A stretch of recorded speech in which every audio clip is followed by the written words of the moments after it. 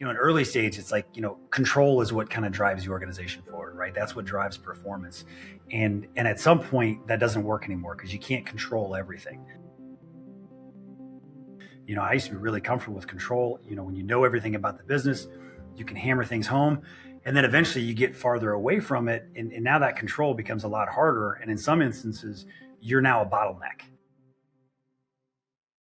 What happens when the leadership style that built the business becomes the very thing holding it back? Well, in this conversation, my next guest, Kevin Gearheart, the president of Rehab Medical, reflects on what leadership must become as a company scales. I'm really excited for you all to listen to or watch this episode. Make sure that you share it with a friend and you subscribe to this channel for more content like this. In this episode, we're going to answer that question and really talk about what it looks like to lead at a growing company. I find it fascinating, the calm and the level of certainty that Kevin presents himself with as he talks about some of the complex things that comes with leading a growing organization such as Rehab Medical. I also found it very interesting that a lot of his leadership ability started right at home.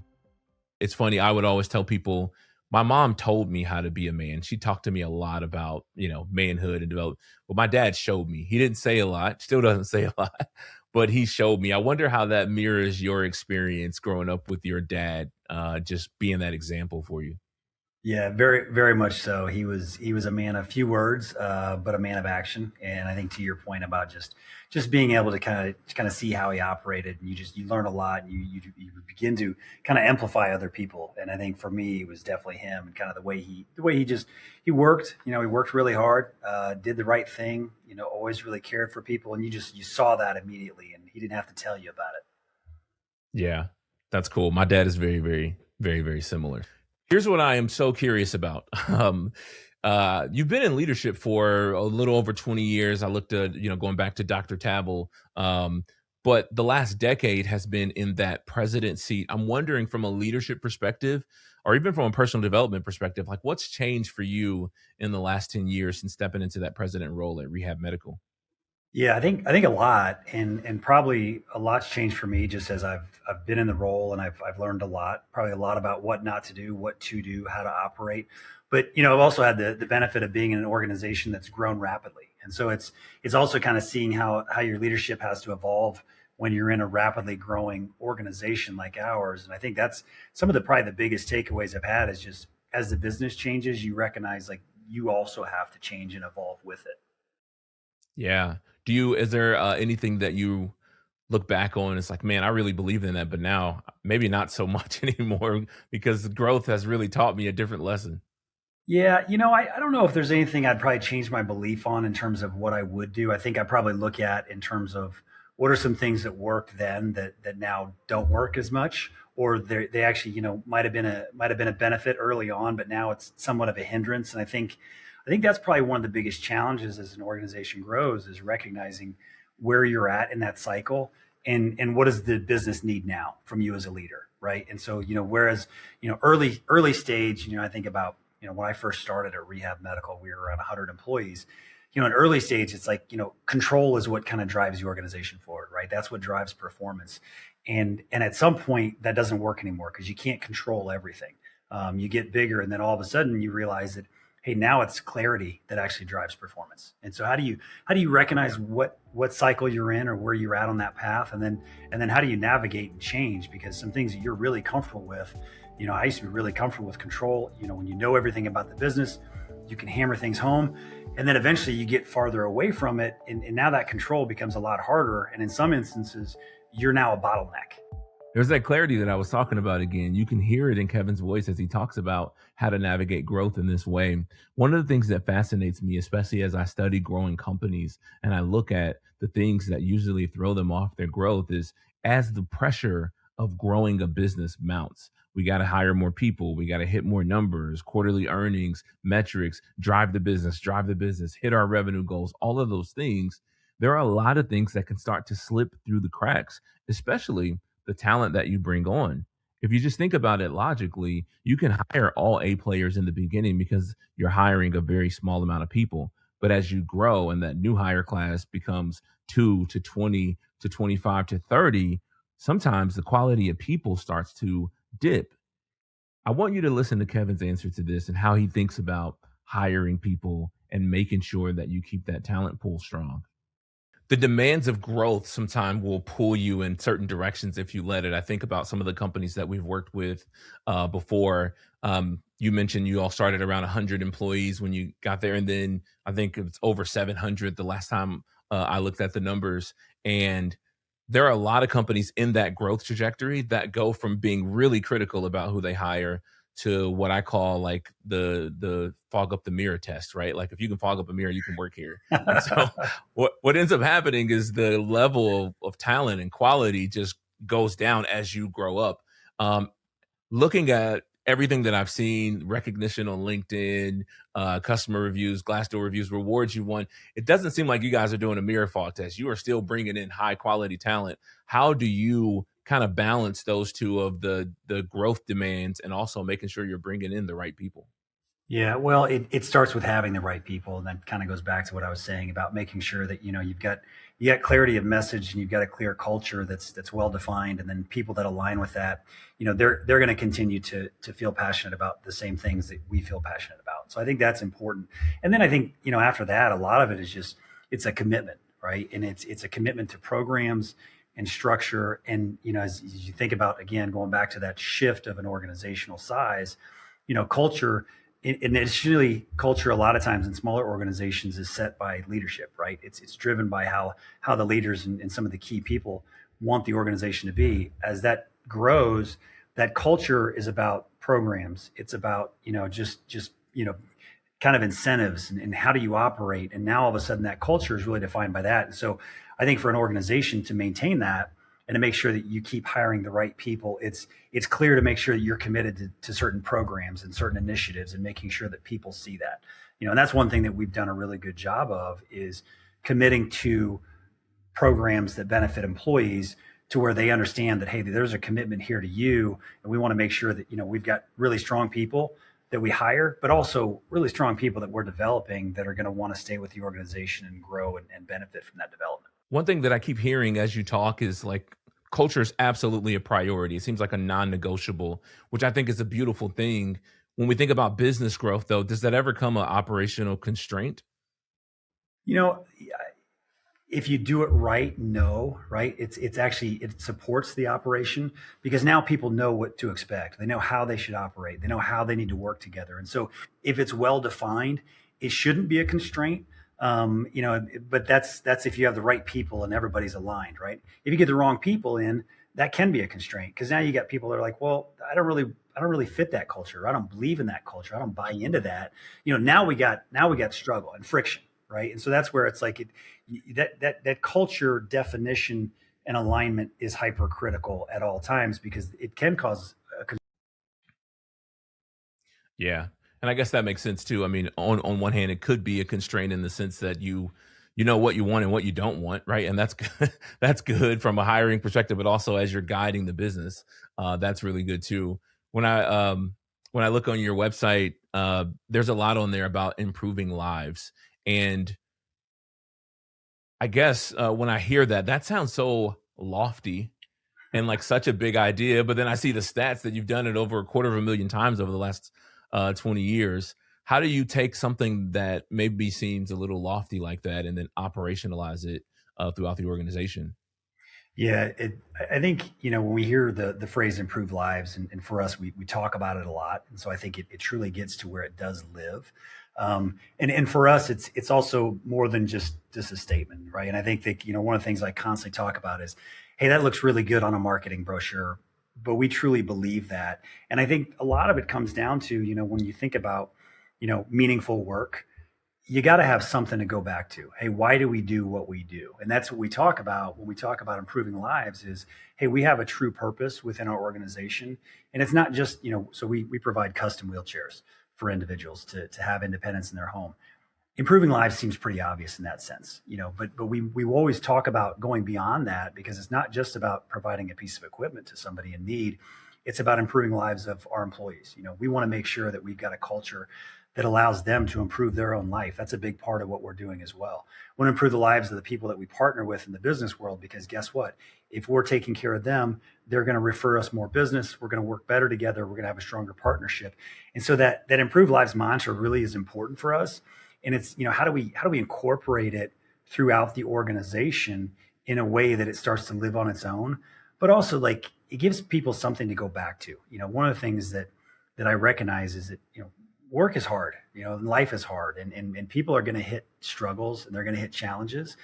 And, at some point during a struggle or challenge, they're going to get up and, it's fight or flight, right? You get up, and then all of a sudden at some point you get up, and if you don't have a reason to keep fighting, flight kicks in, right? Now you walk away, right? And that's where it's like, if you can define your purpose and you can make sure people understand it and you get them to buy into it, when they hit that fight or flight mode, they're going to keep fighting because they know it's not just about that moment. It's about the bigger purpose of what you're trying to accomplish. And now you just keep fighting through it because you believe in that purpose. And that for us is why we really, kind of put that improved lives out there, is we want to make sure we're clear. We have a purpose. This is what it is. And when times get hard and you're going to face challenges, keep going back to that, because if you do, it's just going to be a lot easier to make sure you understand what you're fighting for and how you're going to fight through this challenge you have in front of you right now. If you look at Gallup data or any other poll that you want to look at, engagement surveys, it'll confirm for you that purpose is critically important. People need to feel connected to the work that they do. At Gallup, we talk about connection in three parts, right? We talk about people being connected to the work that they do, meaning that the work is meaningful for them, connected to the results that they produce, meaning that they matter at the organization, but also connected to the people they work with. But connection itself is not enough. There are two other ingredients that Kevin is about to unpack in the next part of this video that I believe are also critical if you want to make sure your people are ready for growth. Structure and intentionality. And I think those two things have really, really been key for us. And for us, we talk about our growth, it's intentional. And that kind of goes back to, we do have a growth strategy, which goes back to our mission of improving lives. But, we grow because we know if we're growing, we're taking care of more patients. That obviously improves lives. We're also growing. We're creating opportunities for employees. We're creating jobs. And so a lot of that stuff goes together. But, so every year when we talk about our growth, we have a very clear plan and clear approach to that growth, right? It's very structured. Hey, what do we want this year to look like? How are we going to do it? Who do we have, right? We lean heavily on what opportunities do we have and who are the people that are ready for those opportunities. If we see an opportunity, but we don't have the right people that are ready to step in and do it, we know it could fail. And so we would take a step back. But really intentional approach to growth and a really intentional approach to structure. What is the structure we have to have? How are we going to do it? And every year we kind of rinse and repeat with a similar cadence.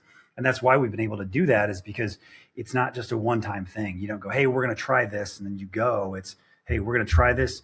We're going to methodically look at it. We're going to analyze it, review it, come back. How do we do? Great. Let's tweak a few things.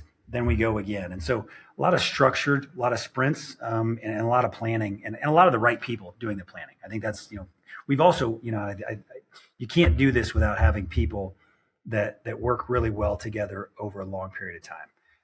We have a number of folks. I've been here 15 years. Some of the key partners have been here 20 years. We got some other folks that have been here for a decade plus. Like, we got a really great core group of people that work together for a really long time. That allows for that consistency, right? And it's just because you know what you're getting with individuals that you work with. One of the things I talk about is trust equals speed. And, when you work with someone for a long time, you build a lot of trust. They know that if I say I'm going to do something, I'm going to do it. I know if they say they're going to do something, they're going to do it. I know what to expect. I know how hard we're going to work together. And now all of a sudden you're just creating some speed and confidence in your approach. And we're very, very fortunate in that regard, because there's not a lot of companies that have that level of longevity in this type of business that truly breeds that level of success.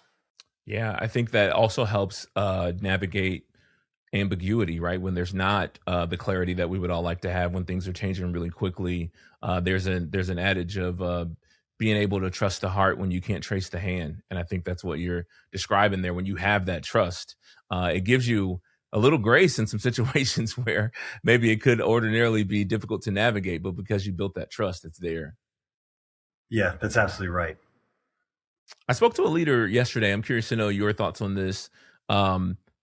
they're struggling to balance um, being clear communication, transparency, with confidentiality. As you ascend through the business, of course, there are going to be information, things that you can't share, but people have questions. And how do you balance that without it becoming the rumor mill and those other culture killers that pop up? So I'm just curious to know from you through your career, how have you balanced transparency with confidentiality?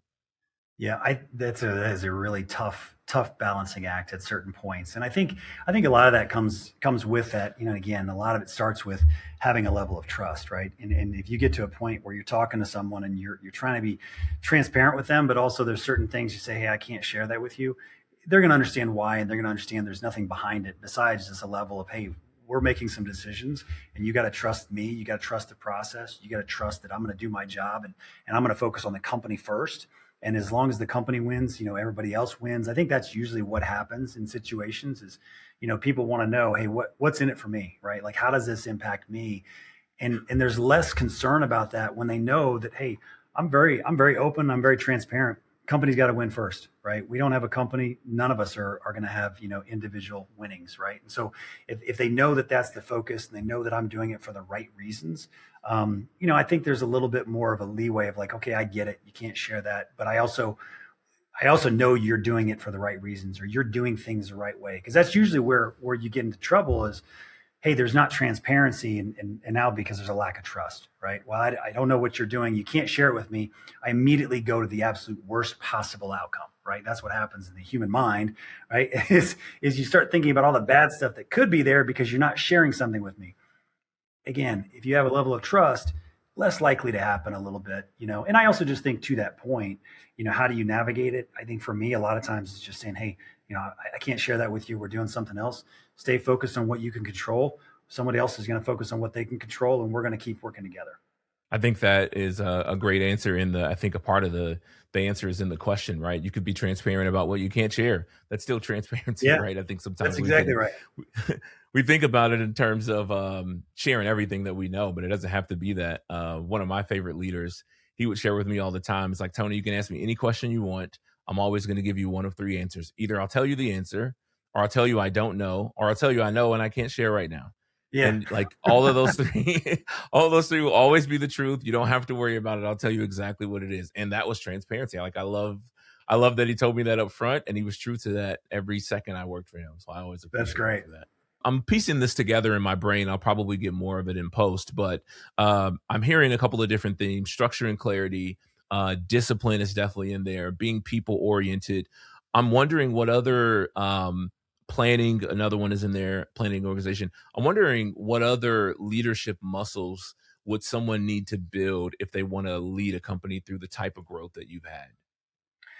One of the things that I've learned and I preach is leave your ego at the door. And I think to me it's a good leadership muscle. And it's really hard because every one of us has some level of ego. And so as you go in an organization, especially as you grow up in the organization, that ego gets bigger in a lot of cases. And I think one of the things that we talk about and we focus on is, hey, leave your ego at the door. And it kind of goes back to my statement about, the company comes first is, know your role, play your role, trust that others are going to do their job. And sometimes you just got to say, hey, you know what? It's not about me. And I got to trust the process. I think one of the things that we do that I think is it's somewhat shocking to new leaders that come in the organization is, there'll be times where we're focused heavily on structure and we say, hey, we're going in this direction. Hey, you know what? I've got a team that I need to move from one leader to another. Hey, you know what? Based on where they're at, based on where the business is at, I'm going to have this team now report to another team, right? Or another leader in the organization. And I can tell you that sometimes people take that as an ego hit. Like, oh, what did I do wrong? What am I missing? Where am I not performing? And in a lot of cases, it has nothing to do with that individual, right? It just has to do with, hey, what's the right structure right now? What does the business need? And I think that's a muscle that you do have to work. And you gotta understand, hey, when do I need to take a little bit of an ego hit and say, hey, maybe I could do some things better, and reflect. Other times you just need to say, hey, it's not about me. I got plenty of other work to do. I'm gonna go do my job and I'm gonna work my butt off and make sure that I do everything I can to help the company. And so I think that's a really tough thing for some people to learn and recognize. But I think once you recognize it, it still takes a little bit of work. I love that the more I talk to executives, the more ego becomes a theme on this podcast, on the show. I really enjoy that. I want you to pay close attention to the next part of the show as we go into kind of this final segment with Kevin, who's shared a lot of wisdom with us and a lot of great insights. What he's about to talk about is communication. And I think that if you hear anybody talk about leadership long enough, communication is going to come up because we can all agree that it's a core competency of a leader. But the way that he talks about it, the way that he talks about being sure in what you communicate and how you communicate and who you communicate to, I think is something that probably isn't talked about enough. I would say probably general advice for anybody stepping into a key leadership role is, this is something I learned because I stepped over it a few times, is probably be clear about the conversations you're having, right? And what kind of a conversation am I having right now? And sometimes, somebody comes into your office and asks a question, hey, what do you think about this? Or, hey, what do you want to do this? And, I've made the mistake in past where you answer the question and not recognizing that you weren't clear about what you were actually saying. And in some cases it's, somebody's coming in. And so now sometimes I try and at least capture it in terms of saying, hey, are you asking for my opinion? Are you asking for, a directive, or you just want some brainstorming, right? Because those are three very different situations. And there's been times where someone would come in, I think I'm giving my opinion on something and I'm just saying, hey, this is what I think. They go run with it because now it's a directive from the president of the company. And so I think, key leaders, when they step into certain roles, it's very important to understand the impact of what you say and who you say it to. And at all times, be just a little conscious of how they're taking those words, because you might just think it's a what I call a throwaway comment. They're now going, oh my God, the president of the company just told me to do this. And now they're running with it, full steam ahead. And you're like, wait, I didn't even think about that. I was just answering a question, right? Or I didn't have all the information.